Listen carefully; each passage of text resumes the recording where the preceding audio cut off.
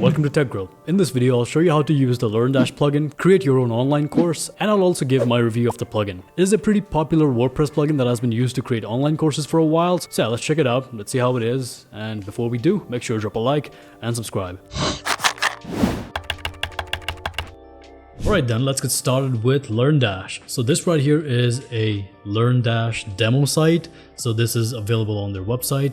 So in this demo site, LearnDash gives you a set of courses and a pretty well-maintained site using Cadence blocks and the Cadence theme. So yeah, this is what it looks like. We're just gonna get started by creating a course. We're gonna see how it reflects in the front end, and I'm just gonna give you my thoughts on the plugin as we go. I have used it before once, so yes, I'm just gonna show you the process and we're gonna go that way. So in this demo site, one thing has been done. So as soon as you buy the plugin, and then you upload the plugin here, you'll have to go through a setup wizard. So that process is already completed, but it's nothing much. You click a few buttons and yeah, it's gonna set up a few things on your site. That's about it. And then you'll start from where I am. So first things first, let's get started with creating a course. So we're gonna go right here in the courses menu, and these right here are the courses that LearnDash provides us in this demo site. We're gonna disregard all these and we're just gonna get started fresh. So we're gonna add a new course, add new, and here we are within the course editor. I suppose that's what it's called. So here we're going to give the course content, the front page of the course. We're going to give our course a title. And right here, you got some of your course settings. You got your categories, you got your tags, you're going to add your featured image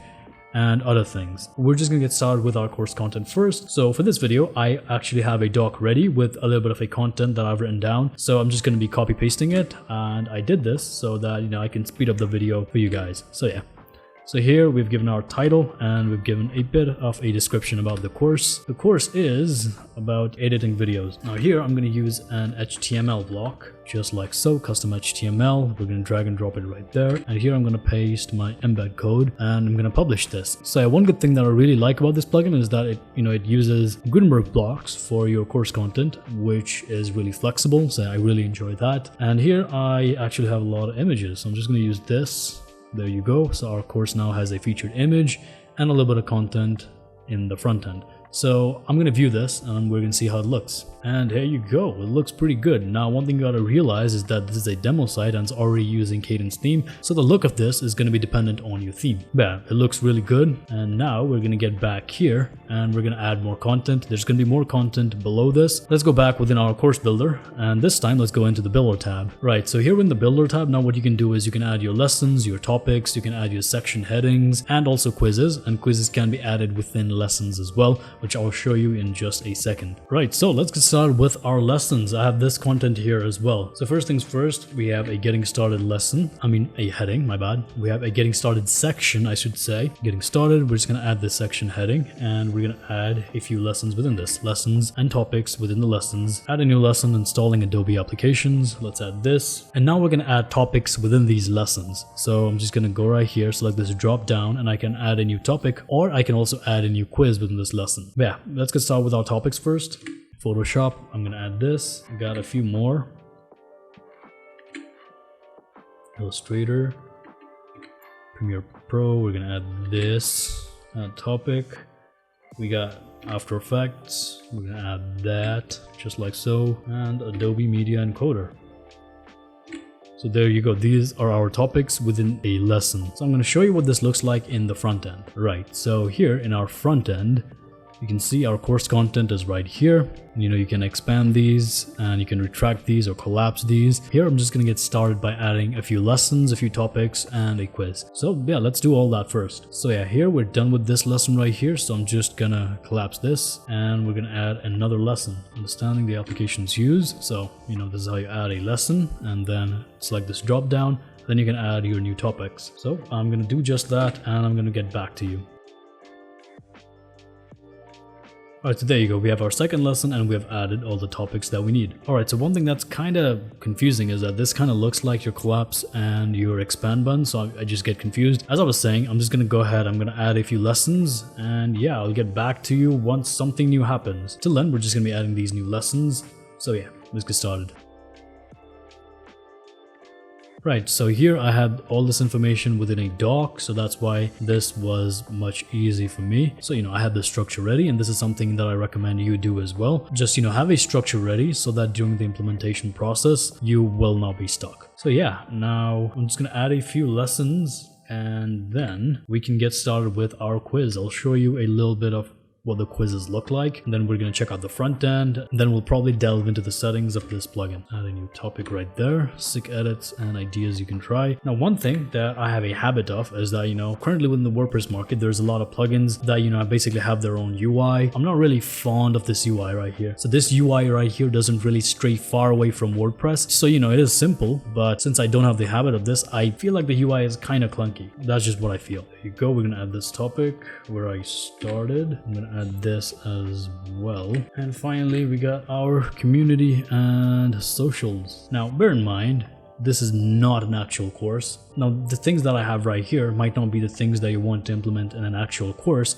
but I'm just doing this for demonstration purpose. So obviously it's gonna not look as good. So yeah, now we're gonna get started with our quiz. So right here within the final quizzes section, we're gonna add our new quiz. So there you go, a short quiz with a wink, if you get what I mean. Right, so here we have our quiz right here, a short quiz.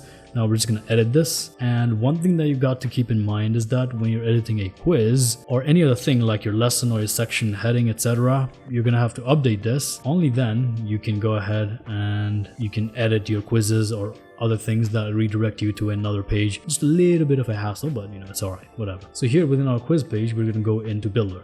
And here now we can start adding our questions. Now one thing that you can obviously do is, give some content for your quiz. Why not? And I do have a little bit of a content ready. It's the same content that I used before. It's really nothing different. It's just a whole lot of lorem ipsum, and I have an iframe embed right here. So again, I'm gonna get an HTML block. Oh my god, I really can't type today. Anyways, HTML block, send it right there, and here's my iframe. So we're gonna see what the quiz looks like. Or actually, we're just going to go in the front end and I'm going to show you what this course structure looks like. So this is our course right here. This is our completion bar. If someone is enrolled into this course, this is what they'll see. If they have done this course like 50%, it's going to show 50% and how many steps remaining. And yeah, if you go down here, you can see all the course content, like, installing Adobe application. You can expand all these and you can see what's within the course. So one good thing that I really like about this is that if people haven't bought the course, they can still see your course structure if you want them to. And it can really help you and can help them to assess what the course is like, whether it's something that they need or not. So this is a really handy feature. I really like this. Though, it all looks fine in the front end. In the back end though, I feel like, yeah, as I said, the UI is not really my favorite. I'm having a hard time navigating, and also small things like this, back to quizzes, your title, etc. They're all just, splattered onto the side. I really don't like that. I just like a little bit of spacing, that's all. But yeah, there you go. This is our content ready. So here within our builder, we can add our questions. Right, so I'm gonna add my first question right here. Now, one thing that I was kind of confused about with the quiz is that, you gotta enter your title first. So I'm just gonna type in 1. I'm going to add this question, and it's again, when I go to edit this, my bad, when I click on this drop down, it's going to again ask me to put a question here. So now I can finally add my question here. So I really don't understand the point of this title right here. Like, I don't know.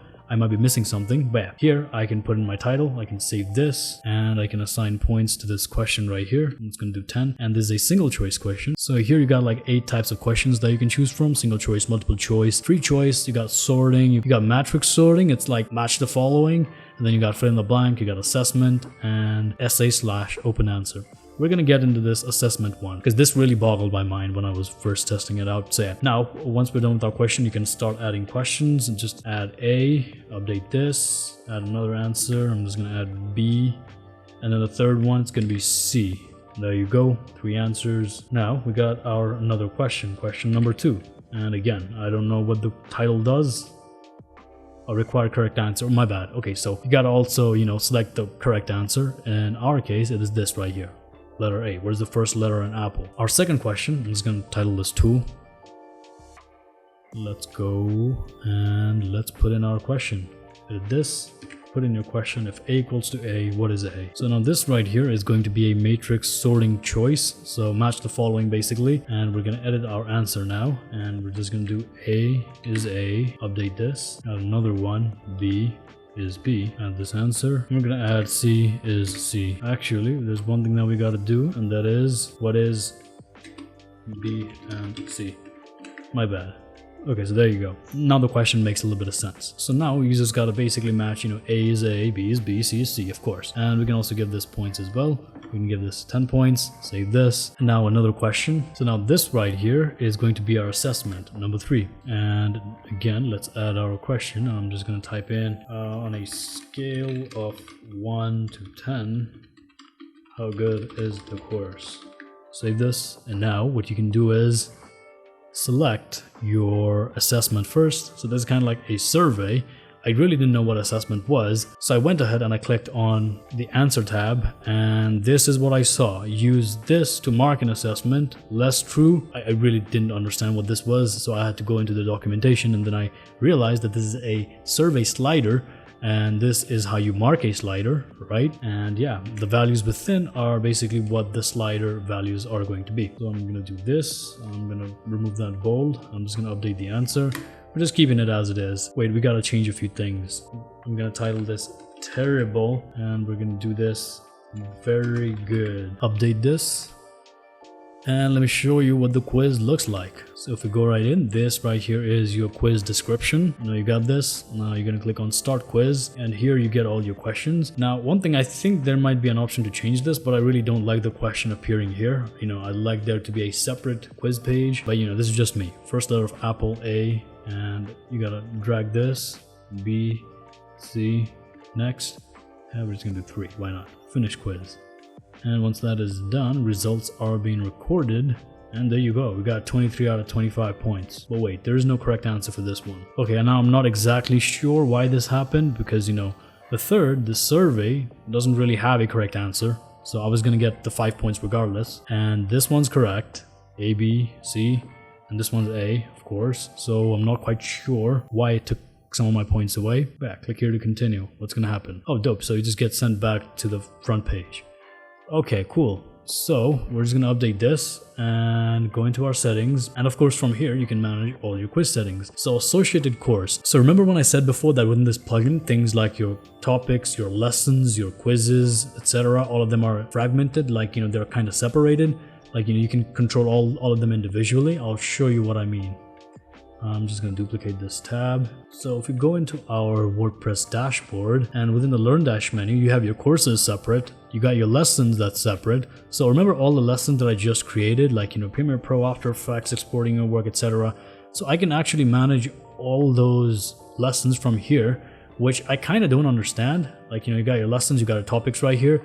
At first I was like, wait a minute, what's this? It was kind of confusing. But yeah, basically the point I'm getting to is, right here you can choose the associated course, because right now you're editing your quiz and you have to map this quiz to a certain course. Since right now we created this quiz from within the course, like it gets automatically associated with the course, how to edit videos. But yeah, if we were just creating standalone quizzes from right here, from the quizzes tab, then you'd have to associate this quiz with a certain course. So if you want to associate the same quiz with a different course, you can do that as well. And if you want to associate this within a lesson, you can do that. So if I'm going to choose Photoshop and I'm going to update this, then now if we go into our front end, courses, all course, I'm going to continue studying this.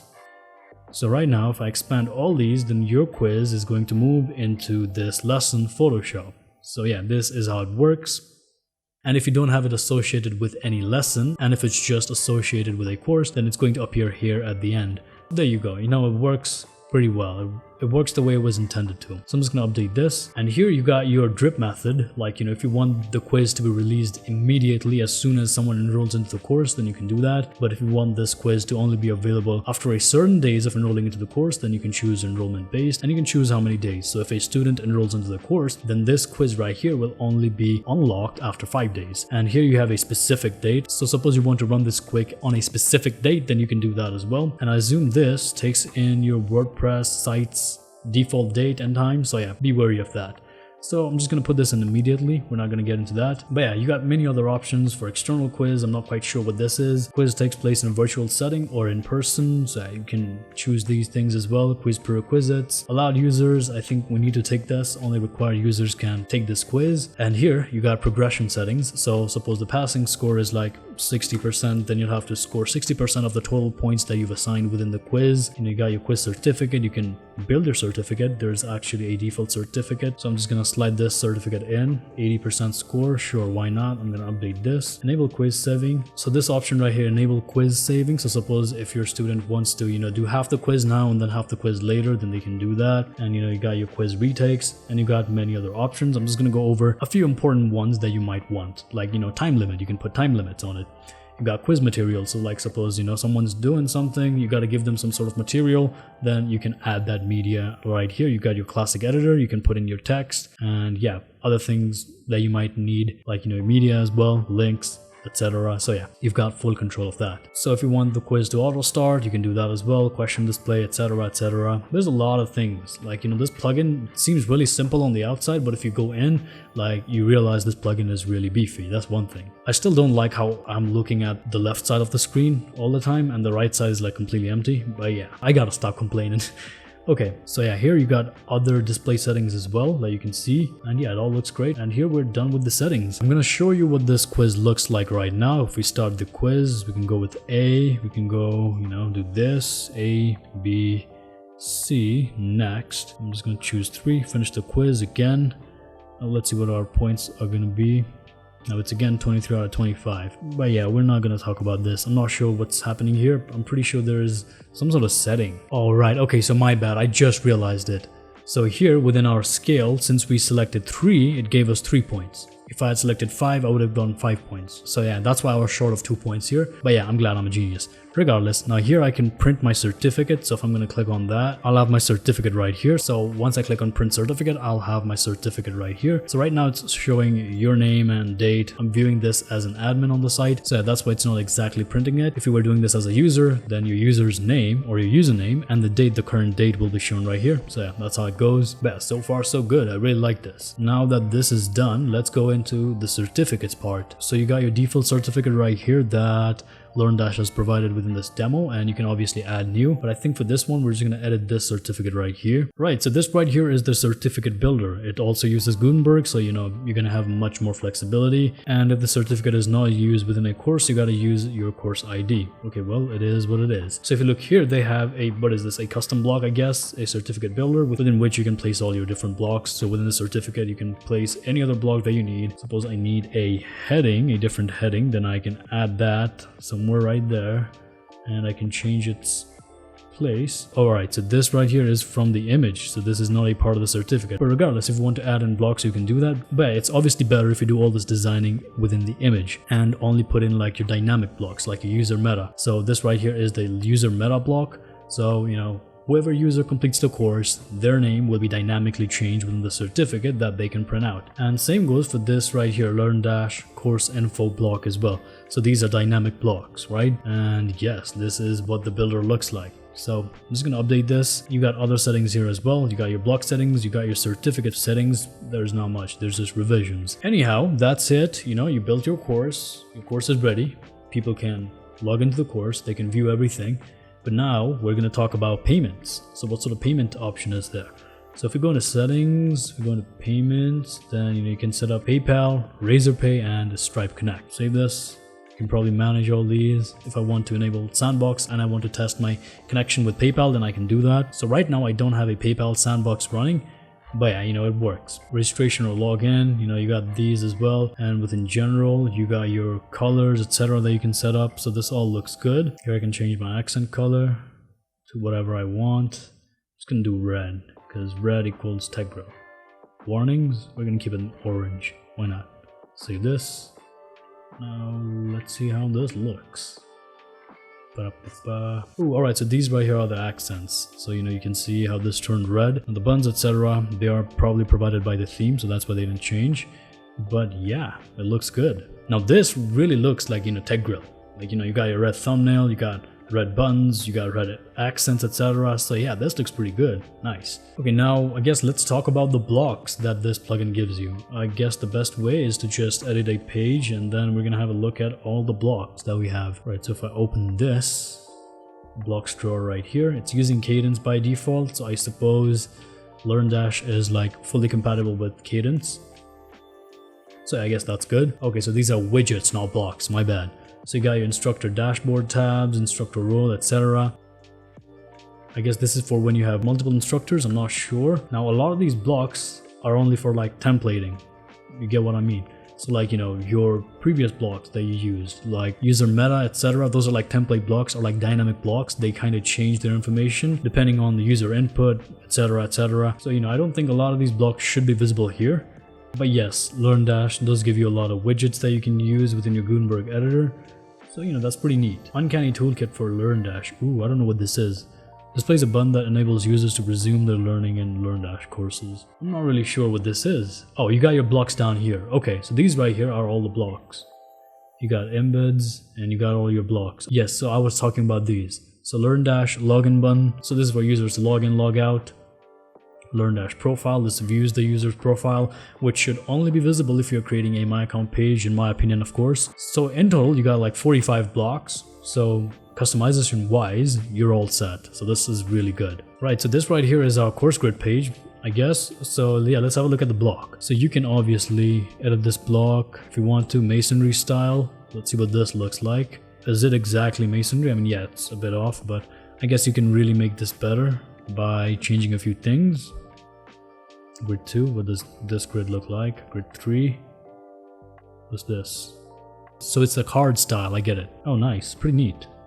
This looks really good. So for all these individual cards, you can change all the settings right here. So this is pretty good as well. All right, great. Now I guess let's once have a look within the course settings, shall we?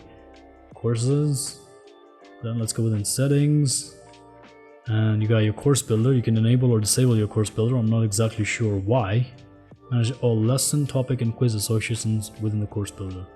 Oh, so you have an option to just completely disable your course builder and probably link all your lessons and topics via the lessons and topics tab, I guess.